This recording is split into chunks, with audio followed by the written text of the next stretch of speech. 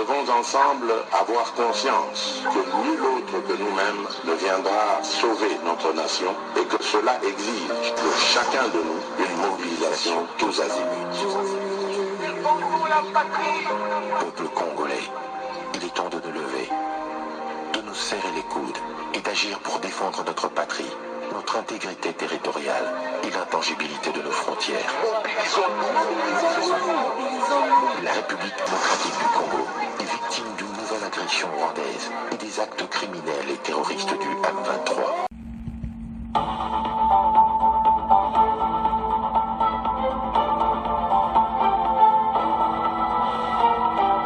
Bonsoir, bonsoir, bonjour, c'est Congo News 24. Bande Konanga, comme toujours avant de commencer notre émission, nous disons merci à Dieu. Nous disons merci à nos chers abonnés et téléspectateurs qui nous suivent partout dans le monde et en RDC. Bande Konanga, soyez les bienvenus. À la une, chers téléspectateurs, on va commencer cette émission Bandeko.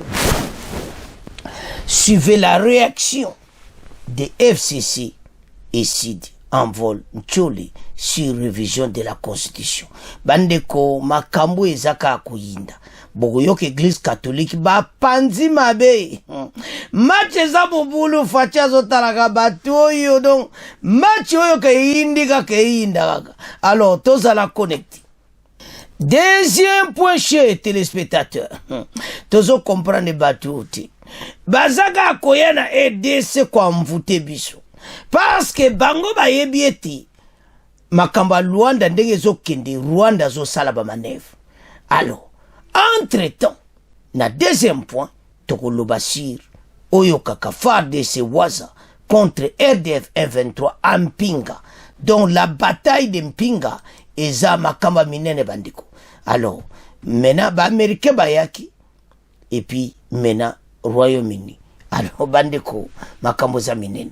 Alors, tokoloba vraiment, où est le cas entre la guerre, où yo FARDC, aza déjà na pinga. Toko développer ma solence. Chers téléspectateurs, émission d'Absé Bandi, et comme étant autosola ensemble ma solo yamboka. Bandeko, semeno mobimba, na ebite. Oyo kakeza ya kuyinda boko yoka réaction ya PPRD FCC de Kabila boko yoka Église catholique oyo balobi boko yoka la réaction encore de Fayulu et Sesanga. Bandeko problème à constitution na yebite po neti trouble makasibo.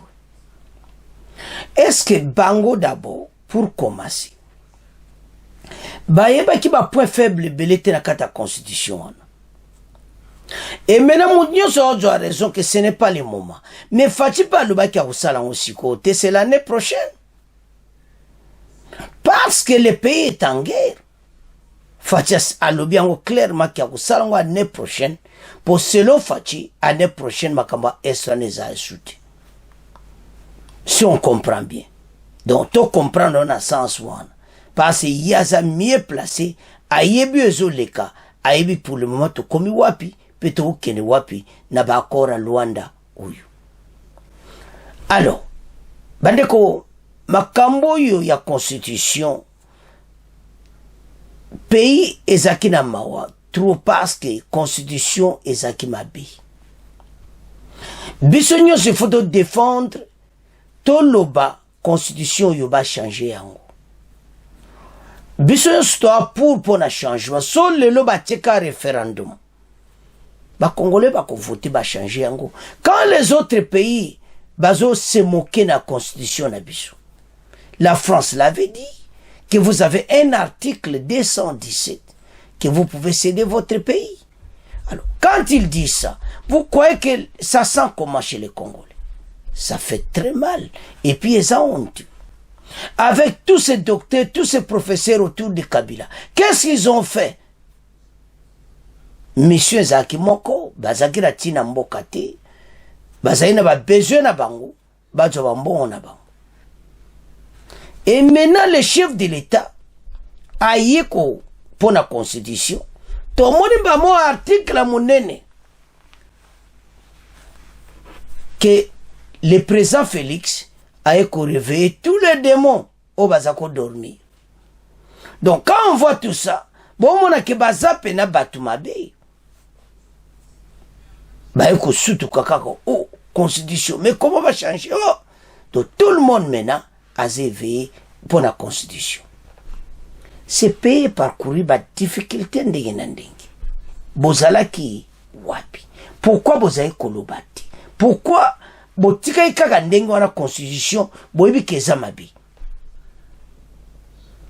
On ne peut plus évoquer tout cela, mais mon Dieu saïbi ou ezana kati ya constitution. Mon Dieu saïbi ma benyo so ezana kati. Et tout le monde se lamente à lui, mais constitution tozo kenango ti wapi.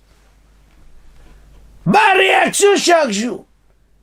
Tout ça l'émission me soute kama constitution? Non. Tout ça na problème à est, tout ça na deuxième partie. Oh farfar de ça na pinga donc. Match eza mobulu to ebite ndenge oyo kakaba armeo ka dernier de combat. Armée rwandaise va à la grande ville à Pinga ou à Walikale, la grande ville à Walikale donc eza mobulu. Alors mais tout ça na point na to développer pour boyoka passer solo mandé nandi. Alors maintenant situation to za ngwawa eza ke Kabila bae koloba, bango pona bango, catégoriquement non. Fayulu non. Sesanga non. Et l'église catholique a sali kafumba na interview. Boko yoka interview exclusive, yanchuli. Mais tout ça yano yanchuli. Alors, la situation à Batoyo, tolandanan d'abord, FCC, Toyoka, c'est Sanga et les autres, bon après toi Nanchouli. Dans son message intitulé « Ne pas être prêt à mourir pour défendre ses droits, c'est se faire complice de son bourreau » et rendu public ce dimanche 27 octobre, le Front commun pour le Congo dit avoir suivi avec indignation mais sans surprise l'annonce par Félix Tshisekedi depuis Kisangani de sa décision de changer la constitution. Le FCC note que cette décision témoigne si besoin, en est encore de sa volonté manifeste, maintes fois, démontrer, de remettre en question le pacte républicain issu du dialogue intercongolais de Sun City. Fruit de la sagesse de plusieurs centaines de compatriotes représentant tous les segments de la population, dont Étienne Tshisekedi en personne, qui en avaient tous validé les termes en opposant chacun sa signature sur le communiqué final. Pour le FCC, par-delà des arguments fallacieux, servir au peuple, le véritable objectif de ce projet de changement de constitution est clair, à savoir l'instauration d'une présidence à vie omnipotente par le déverrouillage des dispositions constitutionnelles intangibles, singulières, celles relatives au nombre et à la durée des mandats présidentiels et aux prérogatives des provinces et des entités territoriales décentralisées. Dit le FCC dans le communiqué signé par son coordonnateur Raymond Tshibanda. Après des violations délibérées et récurrentes, la Constitution est de loin des lois de la République et après massacre électoral de décembre 2023, dont les résultats fruits d'une fraude d'ampleur inédite, en a fait un monarque absolu des faits. Il s'agit pour le président Tshisekedi de liquider ce qui reste de consensus national de Sun City et partant tout contre le pouvoir et grâce à un pseudo-référendum dont les résultats seront fabriqués. À lui, référendum Fachiso Asali, résultat n'angwe kozala fabriqué, donc nyonso toko sala, donc eza mawato. Alors, bango bazoloba eza fabriqué, nazo yebati. Bandeko, balobi même si on fait cela, ekobima kaka fabriqué, donc eza tatoboya naba référendum et salamati. Alors, soto tala ba makambo yo bandeko tala naba chibanda oyo chibanda mutayena makambo oyo tala Raymond Chibanda oyo yozo mema eza grave ozoyeba te ke oza kotia mboka en danger. Bakongolais baza na posa ya constitution ba change. Et Chibanda na FCC na ye mobimba baye balobi non nazoyeba te. Bandeko situation eza série. Donc bango baboyi carrément. Je ne sais pas. Mais quand on voit la situation nyonso, au moins que bango pene batia mboka mobulu. Alors, avançons. Awa, pour les FCC, il s'agit également d'une stratégie du régime en place d'échapper au vrai problème de la population, accepter de laisser prospérer sur cette voie. Note les FCC serait craché sur la mémoire de tous ceux qui ont milité pour l'avènement de l'actuelle constitution. Constitution USA des étrangers. FCC ozo kamba nango po boye bitina nango. Bande ko soki ba chen constitution ebele ba ko katsa ba okima mboko. Parce constitution pexame ba kanga bango. Yango tina bazo boya. Fayula lebi non. Mote kopela soki ba toucher constitution. C'est ça nga kuna pena mwa batu na bon. Batu nga na so ebati. Mais sans plus tarder toyoka nanu FCC toyoka Fayulu toyoka Sesanga bon après toyane l'église catholique passe la chauffe déjà. Politique à présent avec le débat autour de la révision ou du changement de la Constitution. Les idées de Martin Fayulu et l'envol de Deli Sesanga lancent une campagne de sensibilisation contre toute manœuvre du pouvoir visant à toucher à la Constitution pour se pérenniser au pouvoir. Dans la foulée, le Front commun pour le Congo du président honoraire Joseph Kabila dit un non catégorique et sanglant à toute tentative de toucher à la Constitution pour se donner les moyens de régner sans partage, d'asservir les Congolais et de piller le pays. N'est-ce pas, Michel Kifindangoy?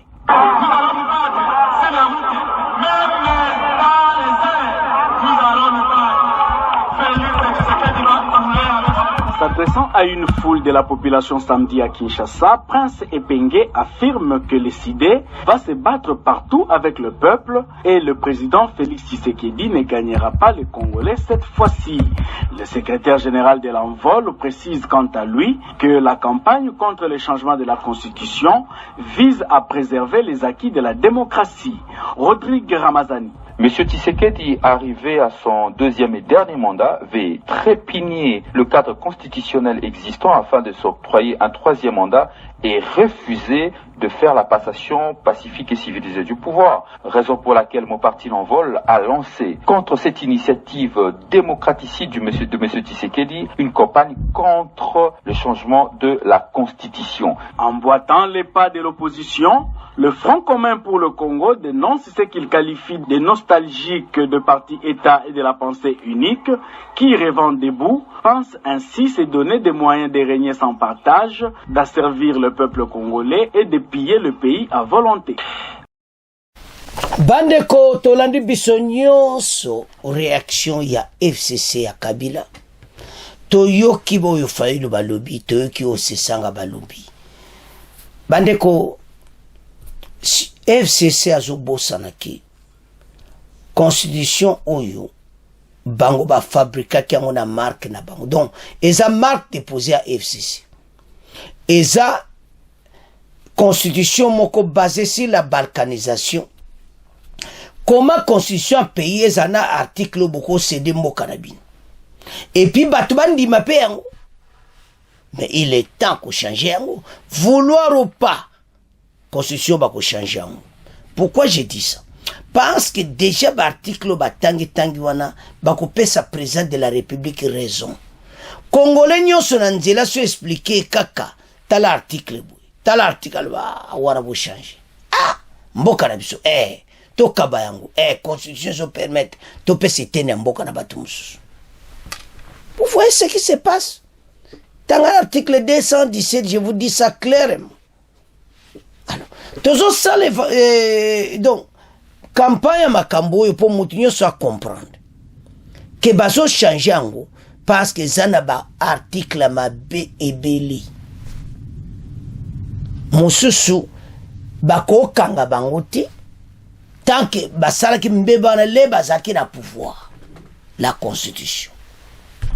Bako ki jamais ko toucher bango. Toujours kini wapi. Chers téléspectateurs, tout élément ensemble.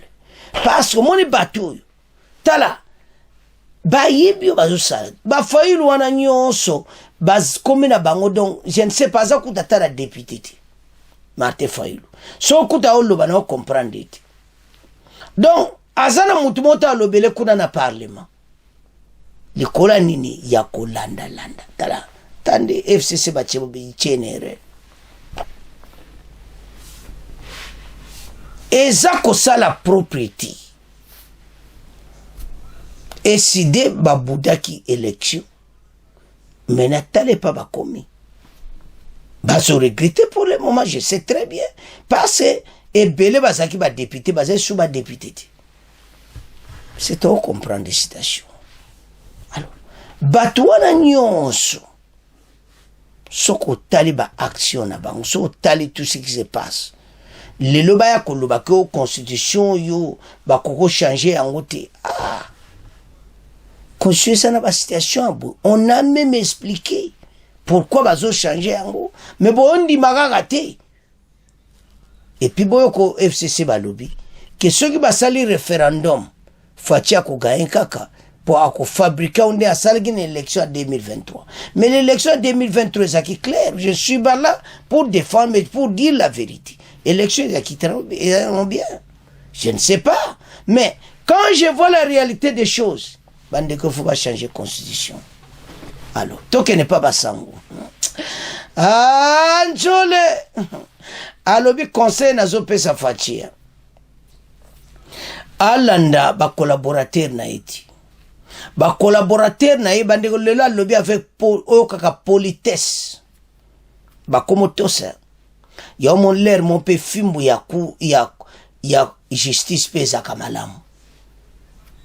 Ba komo loba na politesse nyos.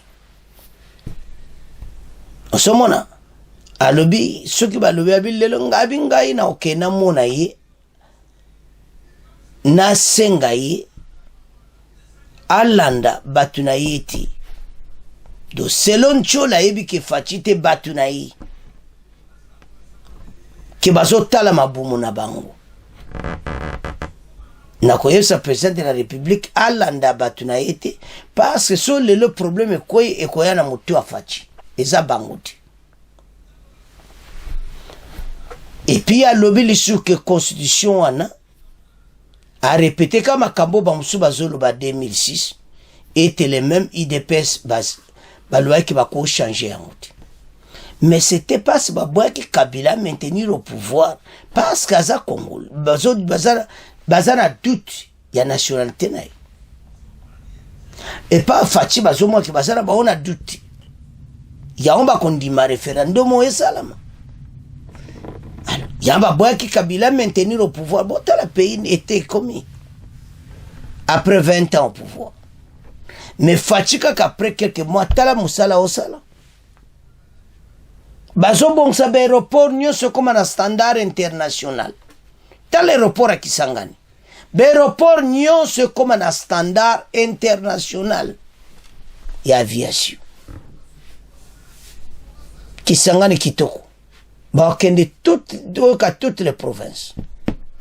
Alors, la situation toujours vivre ma cambo est belé. Le pays est menacé. Interne à l'externe. Alors, basango, ba lobby penayo kaka catégorique. Ba boina bango. Alors, to yok interview, il y a Abenchole sur la constitution. Bon, auto avance. Interview d'Enchole sur constitution. Basango, ba on ba lo baka mabe mais lelo na mwana politesse aboité pas fachi. Ba comme tout ça pour mona ke banda bazwaka fimbo wana ya justice ba levite mbalo e photo tous e photo ça trop c'est tout La conférence épiscopale nationale du Congo dit non au changement ou à la révision de la Constitution. A déclaré ce week-end Monseigneur Donatien Ntshole, le secrétaire général de cette organisation de l'Église catholique. Dans une interview exclusive à Radio Okapi, Ntshole a fait savoir que les prélats catholiques appellent à une mobilisation générale pour décourager ce projet qu'il qualifie de dangereux pour le pays. Alors, ça très dangereux. Apesi Fachi conseil Toyoka les vérités cachées sur la Constitution. Oyoka kesi yindi, mote si peli Toyoka Ntshole. Ntshole, bonjour. Bonjour. Le président de la République a annoncé le 23 octobre dernier l'avènement d'une nouvelle constitution de l'année prochaine. Quelle est votre réaction? Ma réaction est celle des évêques qui se sont déjà prononcés à ce sujet lors de leur dernière rencontre plénière. Donc, c'est une position politique, mais du côté de l'Église et du côté de la société civile dont nous faisons partie, en tout cas, nous pensons que c'est quelque chose à décourager dans le contexte actuel, quelle que soit la pertinence de l'un ou l'autre point relevé pour justifier cette démarche qui est dangereuse sur plusieurs plans, sur le plan social, sur le plan sécuritaire et même sur le plan politique. Comment vous expliquez cela? Je crois que le débat n'a pas commencé aujourd'hui. Le débat a commencé il y a plus ou moins 10 ans, ce même sujet. Et pour les mêmes raisons que ceux qui sont au pouvoir actuellement ont refusé que le président honoraire touche à la Constitution, la situation comme telle n'a pas évolué. En ce temps-là déjà, l'actuel président de la République et les siens disaient que le problème c'est pas la Constitution, mais c'est le social du Congolais. Et aujourd'hui, nous constatons que malgré les efforts fournis par le gouvernement, la situation sociale reste très préoccupante. Donc, on est dans un environnement où aujourd'hui il y a des grèves ici, demain il y a des grèves là-bas, et on ne voit pas de solution dans un avenir proche. Donc, ce serait vraiment très risqué dans ce contexte social, mais aussi ceux qui font la campagne pour cette revisitation ou ces changements éventuels, ils n'hésitent pas à évoquer des raisons qui énervent même les articles verrouillés. Mais c'est surtout l'aspect sécuritaire. Donc, ce projet de changement de constitution ou de révision de constitution qui a fait des morts ne passera pas sans un bras de fer social. Donc, ça sera un front en plus dans un pays qui est déjà fragilisé, et particulièrement à l'est du pays. Moi, je pense que les évêques ont raison de demander vraiment de bien réfléchir parce que si cette question n'est pas bien traitée, ça va déstabiliser le pays. Et le pays est déjà fragile, ce ne serait pas indiqué. Sur le plan politique, nous savons comment se sont passées les élections. Nous savons ce qui s'est passé particulièrement au niveau de la députation nationale, où beaucoup se sont retrouvés là sans avoir été élus, qui se retrouvent là-bas à coup d'argent. Donc, les gens qui sont nés de la corruption, et je crois qu'il ne se gênerait pas de négocier même la vie du pays à cause de l'argent. Je ne parle pas de tout le monde, je parle de cette catégorie de gens dont on doit tenir compte parce qu'ils sont là, leur voix va compter aussi. Aussi, nous vivons dans la population. Ceux qui font beaucoup de bruit ne sont pas nécessairement la majorité. Donc, c'est une question sensible, en fait. C'est une question socialement très sensible. Alors, faudra pas risquer sur ce terrain. Voilà le conseil que les évêques donnent, que nous trouvons pertinent. Les évêques ne sont pas d'accord, n'acceptent pas cette décision du chef de l'État. Qu'allez-vous faire concrètement pour empêcher que cela puisse se faire? Les évêques sont des pasteurs, ils sont dans leur mission prophétique. Ce qui les préoccupe principalement, c'est le bien-être de leur brebis, le peuple congolais. C'est la stabilité du pays, c'est la paix du pays. Et ils n'agissent pas en opposant, mais en prophète. Donc, pour revenir à votre question, ça dépend de l'évolution, comment ça va aller. Mais je crois que c'est chacun qui devra prendre ses responsabilités. Nous avons intérêt à ce que, à la voix des évêques, s'associe une bonne partie de la société civile qui aime ce pays pour faire comprendre au chef de l'État, aux siens, que non, ce n'est pas le moment.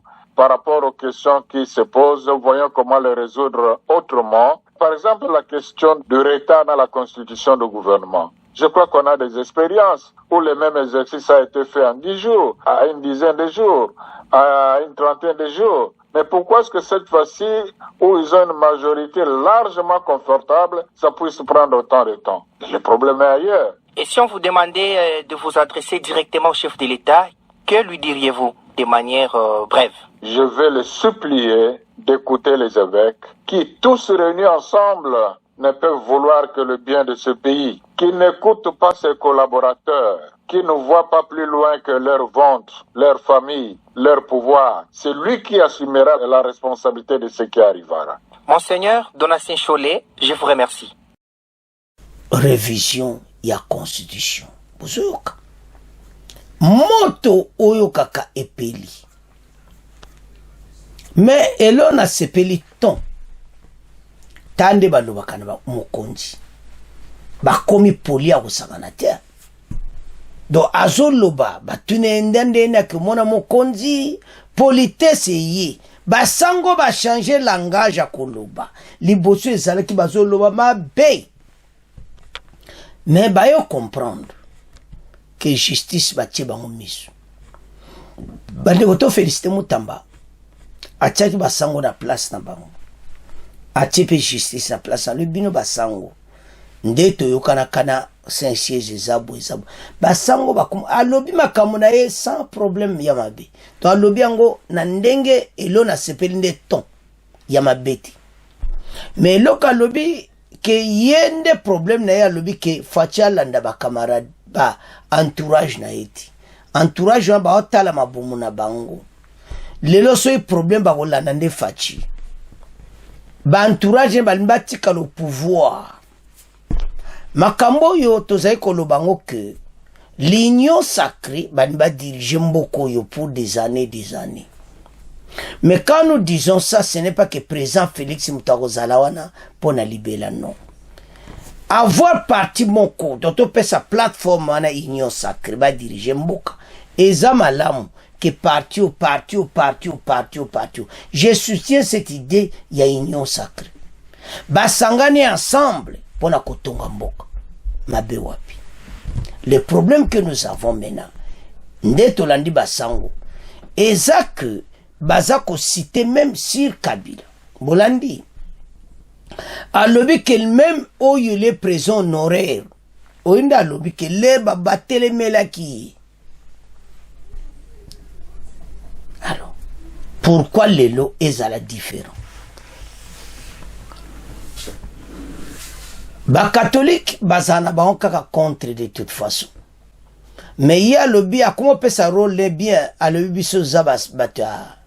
Do to basango batamateya do bango bakozwa role na bango ezaite kalo bakolo makamu bulo bona bodon ba olo bango vraiment na on peut comprendre qu'il y a un petit changement. Alors basango batelemeli yango balobi non à la changement de la constitution il faut ezala ndenge ezali. Alors ce qui te otala oyo nyonso bo comprendre que makambo ezali awa ya onto esa ba Congolais tala pays tozo vivre, il y a des choses oyo ezo senga biso nyonso to telema soki biso nyonso to lobby sur que ba changer ba ko pas c'est important bande ko ba loba voilà tozala mais oui na l'ère guerre ba ko changer te. Tant que l'année prochaine, Fatia Ibi, que guerre est dans l'état de siège, va changer la constitution. Donc, total l'année prochaine, l'état de siège est en le soutien. Mondenga indi, inda kaka, Fatia zo lobera bien, vous comprendre. Ah, baramboka, tala. Match c'est bêta, mais c'est si là qui n'a pas constitution, donc ils ont changé maintenant. Ce que vous avez changé parce que la constitution moko trahir mboka eza ko pesa batumo bo avantage groupe a batumo ba sala mabe ba ko landela bango te bo mokoloka ba ko changer ngo lelo bavote référendum lobi na tongo bokomona bakano rapide ezokatisa Brazzaville mbango akawa mutamba aza kolanda bango nazwi bino sikoyo mutamba azozela bachange constitution azwa tous les cadavres oyo eza na kati ya placard ebima bango nyonso bayebi na bango yango ntina lelo baye batomboki FCC match ekozala mobulu mokolango clairon pene kobe tant siffle ke kobe to ba changement constitution nzela rapport ku ba ok te bokuna déjà ba osimba simba bango donc nzela kaka ya mai boluka bango ba okatsa nzela ngola botala bango kota dufu bo mwande ba okatsa mbango alors c'est ça ndenge kozala mokolango FCC PPRD mwisa ya sasa yango bazoboya ba changer constitution ba ko changer. Alors, bana mboka to tika ngona bino, to komoke na point na biso la guerre à l'est. Chers téléspectateurs,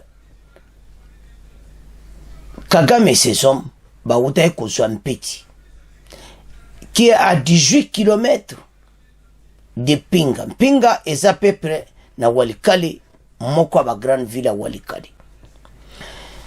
Arrivé na bango kuna ekosa la propriété, yango armée na biso basali tout bazala wana parce que baluka batel okaka effort moko kusakana ti.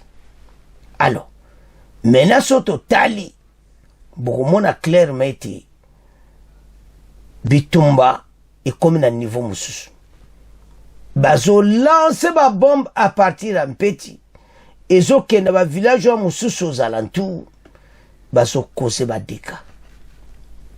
Alors FARDC akendaki na Pinga pour la défense ya Pinga. Yango tina ba Congolais bazolo pourquoi bozo tika kaka wazalendo et FARDC a rejoint de bitumba uyu pona ko freiner avancer batu uyu et belé bozo landa na réseaux sociaux bako tu batune ne soda ba biso zana cesser les faits. Ba Congolais se moquent, il y a soda na biso pour le biquet. Tout ça n'a cessé les faits. Oui, je comprends cette attitude. Mais, est-ce que biso to yebi pourquoi faire de ça zo bundati? Et si to tuni biso nyo pourquoi zo bundati? Avant meto qualifier bango ndenge oyo wana oyo mutinyo sa solupa. Mais ce qui est vrai, ezaki biso to observer ceci les faits. Ezamabi. Parce que nous sommes agressés. Tu ne jamais qu'observer ceci les faits. Il faut au bunda. Alors, il y a quelque chose là. Oyo. Au lieu de loba mingi to lukato yeba. Pourquoi les Wazalendo devant faire de Senasima au lieu qu'ils allaient contre faire de ces liboso Wazalendo Nasima? Ce n'est pas parce que Baotika Bagé, non, tala. Ces jeunes, ce sont des combattants de guerriers. Et l'armée rwandaise les sache très bien. Kagame a déjà découragé à partir de Makambo ya FDLR au bazo senga négociation na Kagame. Aza démoralisé pour le moment. Nandimite bakora Luanda boyo kaka ya kimiatiki nae. Parce que arrivé à FDLR na kati ya masolo Kagame aza troublé alinko yoka bangoti. Et maintenant il y a des continue de négocier na ba M23. Maintenant il y a négocié na ba FDLR. Mais FDLR ba yena ba station biso de sudo tiki minduki au moment comme on place baby siko M23 pe allo ba kengape na tiki minduki na nina sola na gouvernement. Mais yozo bunda oza kurgorgo ego simba teme FDLR mena eza pena oyoka Kagame krui Kagame aza attrape oyoka bakangi pena bo parce que FDLR atiki ne minduki alobi officiellement que nous avons minduki chuté to tika kutu déjà tu as besoin de solo là. Donc, on y a fabriqué et de ces fabrications à y moko FDLR na y. Les vrais FDLR maintenant babimi Kagame comme un problème. Après avoir menti à sa population Rwanda, après avoir kolobagnon sur le Kutana Rwanda, maintenant FDLR 1 bisobango. Dans la lettre, bon, là, qui est Michel, le Tozonga la ngoli chute. Mais Tozolo va clairement maintenant Kagame comme une situation moko difficile. Akosala ndingi. Alors, bandeko Tozonga na pona biso. Guerre wana la bataille de la ya territoire ya Pinga. Donc, eza moko mwa ba ville o eza mwa munene na kata Walikale. Balobi eza pene aéroport na kati. Chose oyo tukolinga te Kagame kuko atterrir na batu na ye. Donc wane kozana ebi ke FARDC pene fabimisa ba muscle nyos. Tonto yo kate ke o bango ba zuya. Alors boke bana ba information ndenge na ndenge bazolo ba voilà basi ba botoli yango. Est-ce que vous avez la confirmation? Tolanda extrait oyo. Bon, auto-développer ma soul. L'armée et ses alliés contre-attaquent dans les territoires de Walikale. Au 1-23 dans l'est de la République démocratique du Congo. Des affrontements ont eu lieu dimanche entre les rebelles du 1-23, soutenus par les Rwandais, et l'armée congolaise. Pour la première fois depuis mi-octobre, les FARDC ont stoppé l'avancée des rebelles. Il s'agit d'une 10e journée consécutive de combats signalés dans les territoires de Walikale. Selon des sources sécuritaires, sous couvert d'anonymat, les forces armées congolaises et Wazalendo sont intervenues en contre-attaque à Minigeni pour tenter de déloger les rebelles. Des détonations d'armes lourdes étaient entendues dimanche soir, selon des sources administratives. Les 1-23 seraient désormais à une vingtaine de kilomètres de Pinga, une zone stratégique sur le plan militaire. Si Fiston, Missosa, président de la société civile de Walikale, prêt pour une réponse humanitaire urgente. Il insiste aussi que réplique adéquate contre ces RDF 1-23. Nous venons vers l'État congolais pour qu'il découde le plus vite possible avec la situation des RDF 1-23. Donc, situation Oyo et la situation Moko Yako Saganate. Foko Bengana Batu Oyo. Nous avons quand même une armée et nous estimons à qui nous avons confiance. La police et les gens résistants doivent les appuyer. Nous avons des hélicoptères, des avions, des drones. On se demande pourquoi tous ces instruments ne sont pas utilisés. Maintenant, il faut pas utiliser les drones. Biloko na nyonso pour empêcher arriver ya batu oyo armée rwandaise. Alors, Tolanda extrait oyo. Bon, auto-développer ma soeur. Informations sécuritaires en plus bref. Au Nord Kivu, des détonations d'armes lourdes et légères sont de nouveau entendues depuis le début d'après-midi ce lundi entre Pinga et Mpeti. C'est dans le groupement Kisimba, territoire de Walikale. Selon des sources recoupées, ces combats opposent les combattants VDP Wazalendo aux rebelles du M23 RDF qui tentent d'avancer depuis le week-end vers Pinga. Selon ces sources, alors que les rebelles sont encore vers Mpeti, à 18 km de Pinga, les obus qui lancent atterrissent certains vers le village Bouraï, à 9 km de cette cité. Conséquence, la panique au niveau des Pinga s'accentue, les activités socio-économiques et scolaires y sont paralysées et la cité continue de se vider de ses habitants. Bande kotolande biso nyonso. Soko tali omona ke dossier ezasom. Alors, FARDC ba yebo landi andi ba expliquer que il faut ezapena urgent et FARDC akene na Pinga. Pour la défendre côté wana ba bengana ennemi oazolinga azwa Pinga. Balobi eza ville moko stratégique pas ces aéroports. Donc ma situation est belle zawana parce que eloko nini bateau bazosala. Armée rwandaise Kagame ses hommes bazo luka côté ba minéré bazali. Pour basse s'approvisionner. O ba djina ruba ezo kokakakati. Baza ko luka kaka provision ba négocier gens ba komi na besoin mbongo ba somba ba bombe ya ndenge na ndenge o bazo ya koboma ba congolais. Après ba loba ke ba baza ba congolais. Voilà. Et maintenant ni ba ke Walikale ya ba minéré zebeli. Ba minero yo ka stratégique ezakuna yango tina bazo wela kuna. Mais ce que nous savons, c'est que FARDC aza mena na kati ya pinga pour défendre cette ville et quoi na maboko ya ba unity. Na yebete nouvelle c'est panzano voilà RDF F23 basi ba botoli pinga et tout ça bon. Toyoki oba lobi wana. To éviter so le ba mec avant. Mais to keba na ba information. Guerre ata bamba jiba villa biso to gagner. Faut être optimiste. Nous allons gagner cette guerre et puis to ko benga na bato. Yango tina FARDC azala na alerte.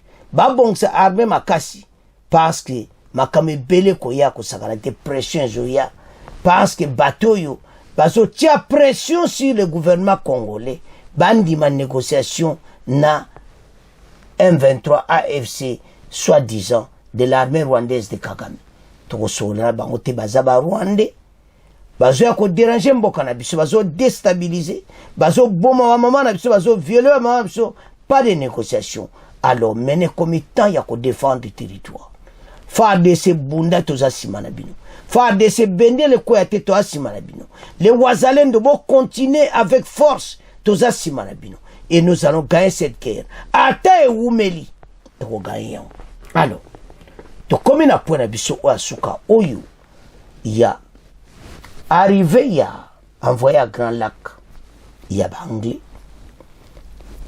na moko envoyé spécial Afrique anglaise oyo aeko kutana na ministre affaires étrangères bateau aussi raccord à Luanda ba yebe évolution ma commande mais toujours tolo atoza confiance à Mindelioti hier ezalaki Belgique France na l'autre là lelo banglais bayi bazo ya kosala ni boyela biso minduki to benga na Kagame ou bien boyebisa Kagame akende que boya ka masolo ko amvoute biso ko déranger ka bato c'est pour rien bato bazo ko troubler moral à bato bazo ko kosa to kondi mateo nyoso bazolo babo ministre affaires étrangères ka nakales ya ko yamba bango alors Thérèse Wagner ayambi bango basoli babeti masolo sur accord à Luanda ndeni bango bako supporter Pandeko, ces gens bazana mokeri moso nazotala batu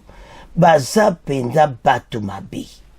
Bazo mona pena situation ki bako silisa na bango. Mais comme ba yebi ke biso ba africain to tika la kaka bongo, ils nous laissent comme ça, bitumbe continuer. Ils peuvent dire à Kagame ke tika ou bien biso to goyawan. Kagame ko tika mbala moko. Oui, gouvernement sika anglais ou ekoti. Eza différent na gouvernement liboso. Gouvernement liboso ya wa conservateur bazaye pour Kagame. Mais gouvernement sikoti. Kutu bazo senga mbongo makamo ya immigration eke na Rwanda baboyeki. Leka baye ba longola mbala moko. Kagame akangili konda bya opesa lara ya ba anglais mais bazo landela pesa mbongo wana. Il faut azongsa. Voilà ce qui se passe. Soko zotala dossier yo. Okomona bato bazoko ya masolo ni bazako beta passe bango ba yebi ezole kasi le terrain o ndana ngo a violer toye potoye bandana zo violer wala ba anglais papa bosi bo yebi na binoti pourquoi bo sala bisobo bo twa ka décision bo benga na Kagame o pese sanction ba américain ba yi ba belge ba ye ba français ba yi mene comme tour ba anglais mais boja ko tia bon bandeko ezaka passé mais tout temps le 28 octobre la ministre des Affaires étrangères de la RDC a rencontré la nouvelle envoyée spéciale britannique pour les Grands Lacs, discussion sur le processus de Luanda et l'impératif de placer l'inclusivité, la justice et la développement au cœur de nos efforts pour une paix durable dans la région. À ça qu'on expliquer, envoyé spécial à Grand Lac pour l'Afrique, envoyé à Bango. En rencontrant Lord Collins Ivory, sous-secrétaire d'État parlementaire pour l'Afrique, le bayer un message na Bango Misato. Renforcement ya partenariat. Renforcement le partenariat RDC na UK dans le commerce et les affaires. et puis violation de cessez-le-feu par le RDF 123 Masisi. Baena bakawana. Mais si ko bozolo bani bango ba violer cessez-le-feu. Et puis na problème monsieur Katana c'est parce qu'il y a 3 messages ne betuchiwana. Il y a mis ça déjà ya Mpox. Mais so talibien beta wa ikana promoko. Tout à la claire. Et ça problème il y a cessez-le-feu ouyo. Mais bazo mona kagama zo violer cessez-le-feu. Mais bozo tikai. Situation zo comme à niveau moko ko sakanati. Ministre Affaires étrangères n'a qu'à le recevoir. On n'a pas de choix. Mais ma sola on se tali. Après mon abakena bango. Tout ça je peux suite. Alors, bandeko makambo to sito lembi. Nde bazawana na rencontre wana. To yebite. Qu'est-ce qui va se passer? Bandeko. Et ça passe. Bazoya tour à tour bazoya ka kokosa. Hein? Kotia biso litoi après aller. Mais boye bete. Biso toko gagne bitumbo ata boye de biso te. Toko benga na ba Rwanda o. Boya ka ko pesa ka ba matoi boya ka iloko mote boko za décision te boko pesa Kagame sanction te. Non, ce n'est pas possible. To développer maso. Andeko ba américain ba yaki na ba français na ba belge. Ba yaki ba kutana fa DC li ba solo maso. Situation sécuritaire. Bon bazo violer cessez-le-feu. Après on a mena Royaume-Uni. Envoyé spécial à Grand Lac à anglais na kata Kinshasa et pour l'Afrique. L'or on a abri a wuto lo bape la yepa yi. Toye banana o violer cessez-le-feu mais boyebi ke Kagame zo violer siko bo sala nini. Ba grande puissance oyo. Toye bité. Toto espérer na bango vraiment. Congolais nyo solo non. Mais ba konjo ndire baza ko espérer na bango. Les fardes sazo bunda pena ndenge tozo sengate. Ba arme biloko nyonso ba vanti na bango. Est-ce que vraiment Fachi osa sur bateau yo bazo kosa ote? Tout le monde a été tourné na sima ba beti biso loko na moko. Farde se botelem. Tozon di mate ke baka mu bateau bazoloba. Bako supporter bisote bateau. Ba on ba lingi mboka na bisote ba yebi ke tozana puissance tellement trop, tozana richesse trop, so bati biso libre, to kozala développer ko ndenge bango baza, pe to ko leka bango. Ba on ba kolinga ngoti. C'est pour cela que bazo préférer Rwanda agresser biso. On en a marre. Ba minere bazo yibaka. Bazo continue kaka. Mais ba yebeti. Guerre à tezumela. Biso to gagner. Congolais, tellement pour l'intérêt de la nation. Tout l'année biso dans cette mission. Bon continuer qu'on s'abonne, bon partager. Au revoir. À la prochaine.